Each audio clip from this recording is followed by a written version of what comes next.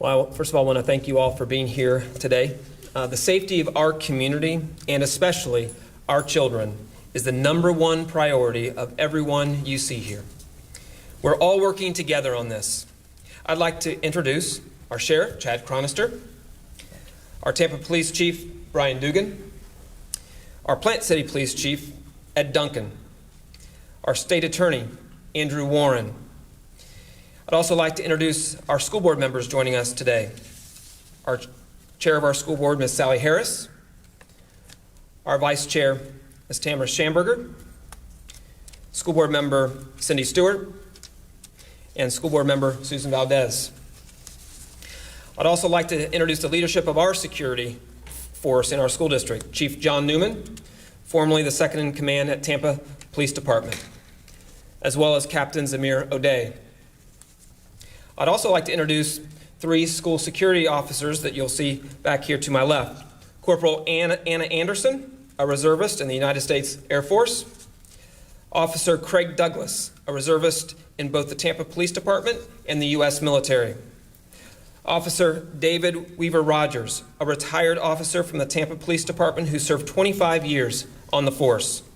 Combined, they have more than 50 years of service to our schools, our community, and our country. These are 3 of the 119 school security officers already working in our schools right now, already protecting our students and staff. Our school security program is currently unique in Florida and has been in place for 49 years. The new public safety law passed by the legislature requires us to take several steps. The step that we're discussing today directs the sheriff to work with the superintendent and position an armed, trained first responder at every public school. It's now my pleasure to introduce to you our sheriff for Hillsborough County, Sheriff Chad Chronister.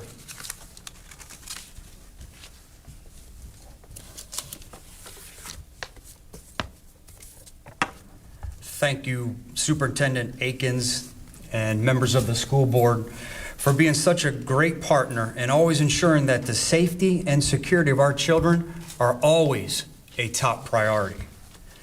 I said with the passing of the recent school safety legislation that I was opposed to arming our educators and our school staff. Teachers who already have so many responsibilities should not be burdened with becoming tactical operators as well. Their focus should remain on educating our children. Working closely with my Sheriff's Office staff, along with our school district partners, I am confident that we have developed a comprehensive security plan that focuses on student safety, maximizes shared resources, and works within the financial framework allocated by the state. In Hillsborough County, we are light years ahead of most Florida counties because we already staff every middle and high school with a deputy sheriff or police officer, as well as 40 of our elementary schools. We also have the unique benefit of a long and cherished partnership with the school district, who has an established school security force who assists with staffing at multiple school campuses, to include every special needs and alternative school, where they are solely responsible for campus security. In our new school safety plan, all middle and high schools currently staffed by a school resource deputy or officer will not be affected. Our plan for the 176 elementary and charter schools within our county is to staff them with sheriff's trained school security personnel. Why is our plan ideal for student safety? Our plan mandates that all school security personnel complete a comprehensive background check and an intensive psychological testing, which is already a requirement for school security personnel. 2/3 of the school security force are retired law enforcement officers and bring a wealth of institutional knowledge. And 1/3 are retired military personnel with a vast background of professional training. As you can see, school security are trained well beyond the scope and requirements of security guards. With that being said, regardless of background, every school security officer will have to successfully complete 132 hours of comprehensive training by Sheriff's Office instructors prior to staffing any school. These school security personnel are governed and held accountable by Hillsborough County Public Schools Professional Standards section. Obviously, hiring and training as expeditious as we will be, implementation will not occur overnight. Each agency made difficult decisions and sacrifices to ensure there is a deputy or police officer in each school within their jurisdiction who will also receive extensive training from my office. These deputies and officers are a temporary solution until we can supplement staffing with school security personnel and return the deputies and officers to their normal duty assignment. I am acutely aware of the hardship this endeavor places on every agency and would like to personally thank Mayor Bob Buckhorn, the Tampa Police Department, Chief Brian Dugan, Mayor Rick Lott, the Plant City Department, and Chief Ed Duncan for their willingness to work with us. This is certainly a sensible and a more timely solution. Inevitably, the question of funding this project is at the forefront of everyone's mind. Our plan is a cost-effective way to provide a safe environment for our children while meeting our obligations. For a more detailed discussion of the funding aspect, I'll ask Superintendent Akins to return back to the podium. Thank you, Sheriff Chronister. Under the new law, the state increased our budget for school security by about $6 million. This program allows us to hire officers for every one of our elementary schools, plus supervisors, all within that budget. To do it a different way, by adding police officers or sheriff's deputies, would cost our district and this community an additional $12 million. In a time when the level of funding for education from the state continues to present challenges for our district and our schools, this plan is right for our community. It allows us to spend more money in our classrooms and schools while providing a proven high-level security force.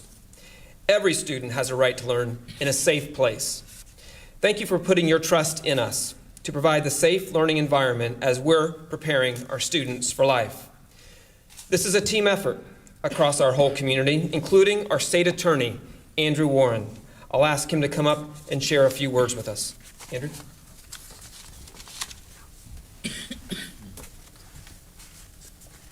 Good morning. First, I want to praise Sheriff Chronister and his team, along with Superintendent Akins and the school board, for their leadership on the issue of school safety. There is nothing more important than the safety of our community, and especially that of our children. Following the Parkland tragedy, we've been working together to find additional solutions to make our schools even safer. I've been talking with the superintendent, Sheriff Chronister, and other law enforcement officials, students, parents, and community leaders every step of the way. Today's announcement regarding school safety officers is an important first step, but it's the beginning of a conversation. There's going to be more to come. I want to make sure our community knows that our agencies are working together to make our schools as safe as possible. We're working together to implement the new school safety law. We're working together to identify additional steps needed to protect our children while maintaining a positive learning environment. And we're working together to make sure that the community's voice is heard. Hearing from students and parents and teachers is vital to this conversation. We're not going to solve these challenges in a day or in a week, or even by implementing one specific bill. Instead, we must take a broad approach that is centered on a long-term commitment to our students. These initial steps today represent a down payment on that commitment. And although meeting these challenges is going to take time and effort and resources, I'm here to let the community know that these agencies are working together and are fully committed to protecting our students. Sheriff Chronister, thank you again for your leadership on this issue and for your partnership in keeping our community safe. Thank you.